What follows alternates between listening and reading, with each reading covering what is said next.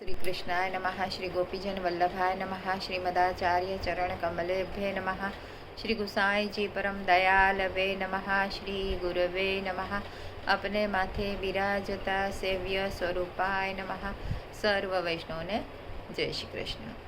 गत विડીયોમાં આપણે સ્નાન યાત્રા વિશે ટૂંકમાં જોયું। હવે આ બધા જે ઉત્સવ છે, અક્ષય તૃતીયા, સ્નાન યાત્રા, ગંગા દશેરા, આ બધા ઉષ્ણકાલમાં આવે છે અને ઉષ્ણકાલમાં ફૂલના શૃંગાર અને ફૂલ મંડળી ખાસ કરીને આવે છે। તો ફૂલ મંડળીનો ભાવ શું છે એ આજે આપણે ટૂંકમાં જોઈશું। તો ફૂલ મંડળીને નિકુંજ યાત્રા કહેવામાં આવે છે। અનેક પ્રકારના ભક્તોના ભાવરૂપી ફૂલની કુંજમાં પધારીને ભક્તોના ભાવ શ્રી ઠાકોરજી અંગીકાર કરે છે। ફૂલ મંડળી વૈશાખ સુદ ત્રીજથી શરૂ થાય છે। આખા ગ્રીષ્મ ઋતુમાં ધરાવવામાં આવે છે। ફૂલ અનેક વર્ણના હોય છે। પીળા ફૂલ એ સ્વામિનીજીનું સ્વરૂપ છે, ધોળા ફૂલ એ ચંદ્રાવલીજીનું સ્વરૂપ છે, લાલ ફૂલ લલિતાજીનું સ્વરૂપ છે, શ્યામ ફૂલ શ્રી ગિરિરાજજીનું સ્વરૂપ છે, ઘનશ્યામ ફૂલ એ શ્રી યમુનાજીનું સ્વરૂપ છે અને બીજી જાતના જે બધા ફૂલો આવે છે તે બધા જ વ્રજ ભક્તોના સ્વરૂપ છે। આ ભાવ કાયમ રાખીને જ ફૂલની સેવા કરવી।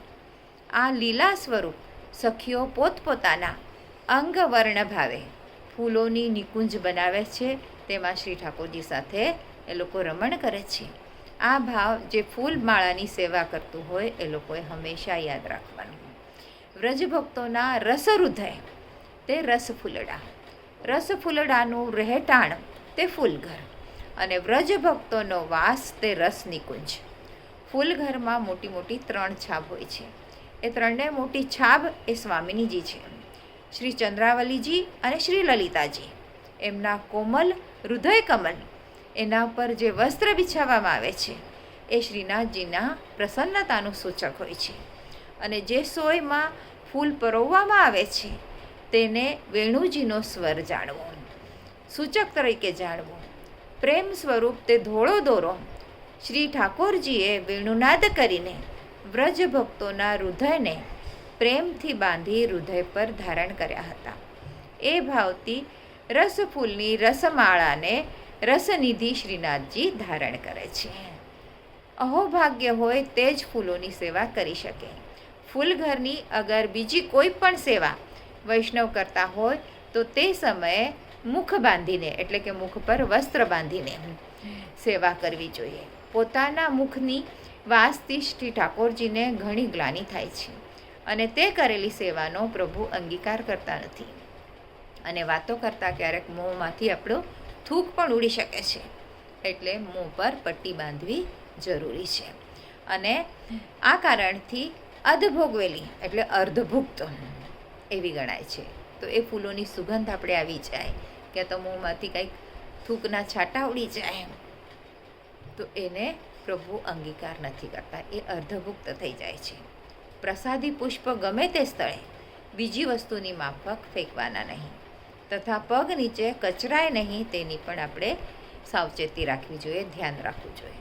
પુષ્પો છે તે ભક્તોનું ચિત્ત છે, એ ભાવ હંમેશા આપણે ધ્યાનમાં રાખવાનો છે અને અષ્ટસખાના ભાવથી જ ફૂલના 8 શૃંગારના પણ અનેક પદો આપણે ગાઈએ છીએ।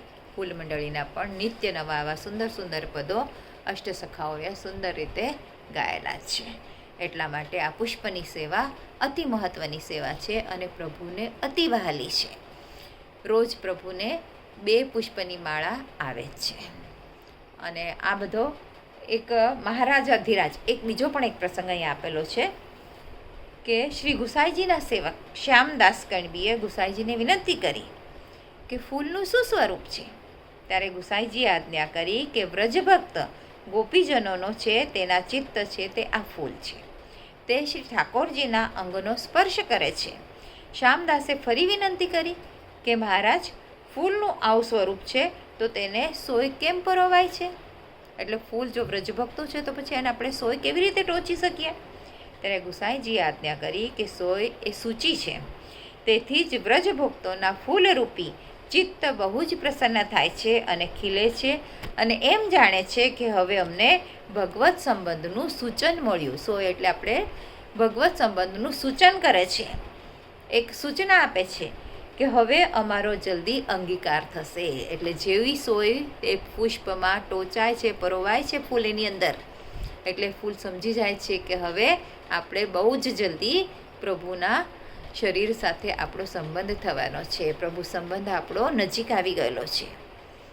આવી રીતે ગુસાઈજીએ આ શ્યામદાસજીનો સંદેહ દૂર કર્યો અને ત્યારથી શ્યામદાસ પણ એ જ ભાવથી પુષ્પની સેવા કરવા લાગ્યા. એ દિવસથી ફૂલ ઘરમાં વ્રજભક્તોના જૂથના જૂથ શ્યામદાસજીને દેખાવા લાગ્યા. ત્યારે શ્યામદાસજીએ પૂછ્યું કે તમને હું ઓળખતો નથી, તમે બધા અંદર કેવી રીતે આવ્યા? ત્યારે વ્રજભક્તોએ આજ્ઞા કરી કે પુષ્પની માલા તું અંગીકાર કરાવે છે તે અમારું જ સ્વરૂપ છે. અમે તારા ભાવથી પ્રસન્ન થઈને શ્રી ગુસાઈજીના કાનીથી તને દર્શન દઈએ છીએ અને તું કંઈક માંગ. એટલે ત્યાં બધા પુષ્પો જાણે ત્યાં પ્રકટ થઈ ગયા વ્રજભક્તો અને શ્યામદાસ પર પ્રસન્ન થયા.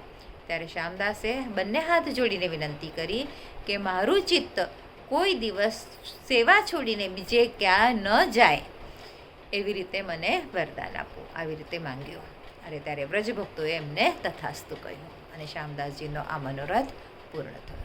એટલે આપણે પણ ફૂલોની સેવા કરતી વખતે મનમાં આ જ ભાવ રાખી પ્રભુને વિનંતી કરવી. સર્વેને જય શ્રી કૃષ્ણ. આજના મારા વચનોને પ્રભુ ચરણોમાં સમર્પિત કરું છું. જે કાંઈ ભૂલચૂક થઈ હોય તે માટે ક્ષમા ચાહું છું.